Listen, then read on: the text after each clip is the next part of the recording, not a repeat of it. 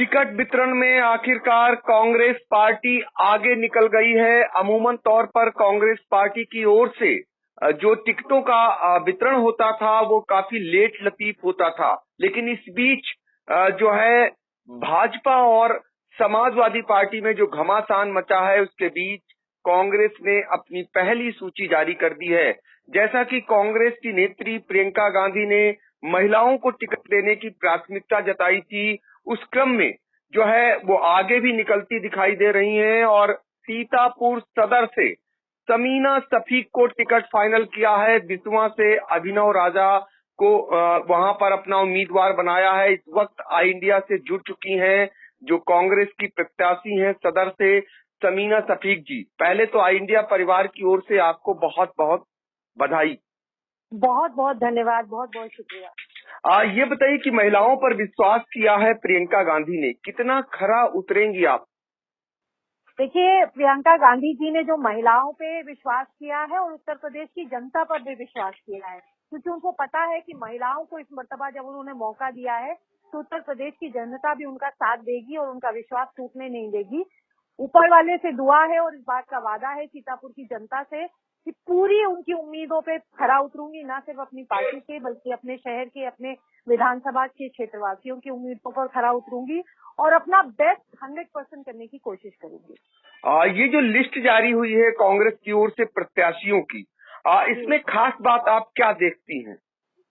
देखिए, जो सबसे खास बात है जिसको प्रियंका जी ने बार बार कहा था कि 40% महिलाओं की टिकट में हिस्सेदारी, जितने भी प्रियंका गांधी जी ने वादे किए हैं चुनाव से संबंधी, जिसमें एक ही वादा है जो चुनाव से पहले पूरा करना है और बाकी कांग्रेस पार्टी की जब सरकार बनेगी तब कांग्रेस की प्रतिज्ञाएं पूरी होंगी। तो 40% महिलाओं के टिकट में नाम देकर पहली प्रतिज्ञा पूरी करी है और ये प्रतिज्ञाएं कांग्रेस की जुमलेबाजी नहीं होती, हमेशा कांग्रेस ने जो कहा है वो किया है। तो ये बहुत बड़ी बात है कि हर वर्ग की महिला, चाहे वो पिछड़े वर्ग की हो, चाहे वो ब्राह्मण समाज की हो, चाहे वो अल्पसंख्यक समाज की हो, चाहे वो गरीब परिवार की हो। अगर आप रितु सिंह की नाम ले लखीमपुर की, तो वो जिस तरह से उनका शोषण हुआ था पीछे पंचायती चुनाव में, वो सबने देखा था। तो दीदी ने इस बात का ध्यान रखा है कि हर वर्ग से महिलाएं सामने आए, मजबूती के साथ जनता की आवाज विधानसभा में रखने के लिए उनको मौका दिया है और इस मौके को उत्तर प्रदेश की जनता भी जाया नहीं जाने देगी, क्योंकि जितना मैं क्षेत्र में घूमी हूँ, जितना मैंने लोगों से बात करी है, न सिर्फ बहनों से बल्कि पुरुष भाइयों से, युवाओं से, उनका कहना था कि ये बदलाव की राजनीति, बदलाव की बायार जो बही है, ये जो उत्तर प्रदेश की गंदी राजनीति होती थी जिसमें जात पात धर्म बिरादरी पे लड़ाने का काम किया जाता था, अब विकास की बात हो रही है, महिलाओं की और युवाओं की भागीदारी की बात हो रही है। तो ये बहुत बड़ा बात है और ये इसी बात को लेकर हम जनता के बीच में जाएंगे। जी बिल्कुल, 125 जो है नामों की सूची कांग्रेस ने जारी की है, जिसमें 50 महिलाओं के नाम शामिल हैं। महिलाओं में समीना सफीक जो राष्ट्रीय महिला आयोग की सदस्य रही हैं, उनका भी नाम शामिल है। रामपुर खास से आराधना मिश्रा जो प्रमोद तिवारी की बेटी हैं, उनका भी नाम शामिल है। उन्नाव रेप पीड़िता की मां को भी टिकट दिया है। और आप सभी ने देखा होगा लखीमपुर खीरी में जो साड़ी कांड हुआ था पंचायत चुनाव में, ब्लॉक प्रमुख चुनाव में, उसमें रितु सिंह जो जिनके साथ घटना हुई थी, उनको भी मोहम्मदी से टिकट दिया है। इसके अलावा अल्पना निषाद हैं जो बारा से, और शाहजहांपुर से पूनम पांडे, उन्नाव सदर से आशा देवी और शाहजहांपुर में आशा बहू को टिकट दिया है। और आपको बता दें पंखुरी पाठक जो तेज तर्रार नेत्री हैं, इनको नोएडा से टिकट दिया गया है। संभल से आज तक की पूर्व एंकर निदा अहमद को टिकट दिया गया है।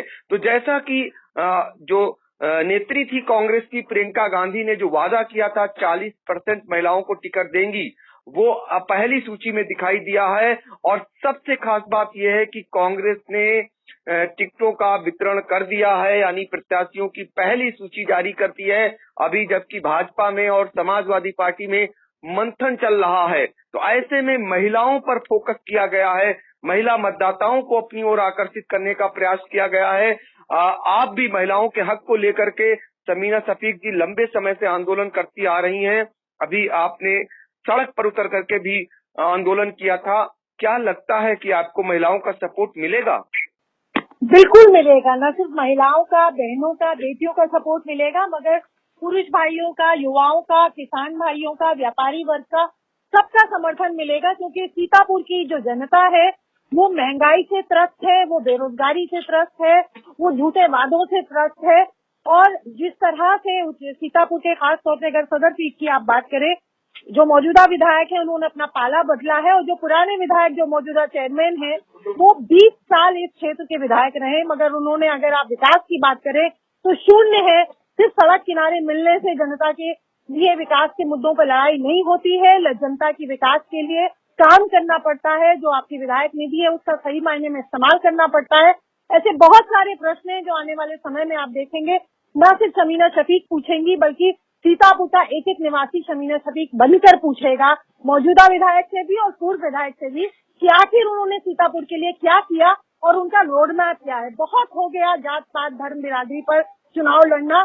अब सिर्फ विकास की बात होगी, जनता के मुद्दों की बात होगी, महिलाओं के मुद्दों की बात होगी, छात्राओं के मुद्दों की बात होगी, युवाओं के मुद्दों की बात होगी, किसानों और व्यापारियों के वर्ग की बात होगी। तो आप देखेंगे आने वाले समय में सीतापुर में ही नहीं, पूरे उत्तर प्रदेश में जो बदलाव की बयार है वो विकास की तरफ लेकर जाएगी। और जात पात धर्म बिरादरी से ऊपर उठकर सिर्फ और सिर्फ जनता जिस बात के लिए वोट डालती है उसकी बात होगी। तो आपने आई इंडिया से बात की, आपका बहुत बहुत धन्यवाद शमीना शफीक जी। बहुत बहुत शुक्रिया, बहुत बहुत शुक्रिया, बहुत बहुत शुक्रिया। नमस्कार।